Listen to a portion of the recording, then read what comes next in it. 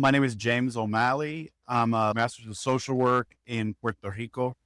I moved to Puerto Rico about 30 years ago, and I've been working and living there ever since.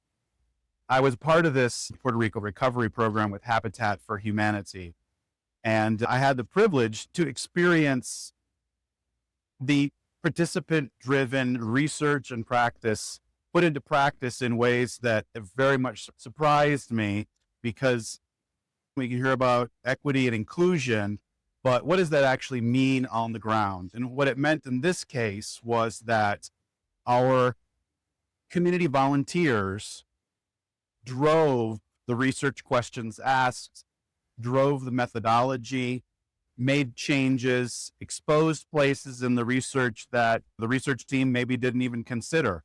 And so they were absolutely instrumental in making good science.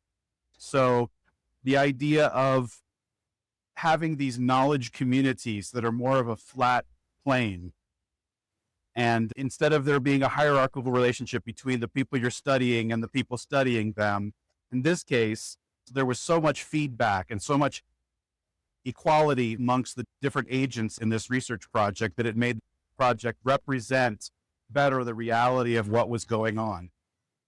The story of Miriam was that she was invited to a community workshop.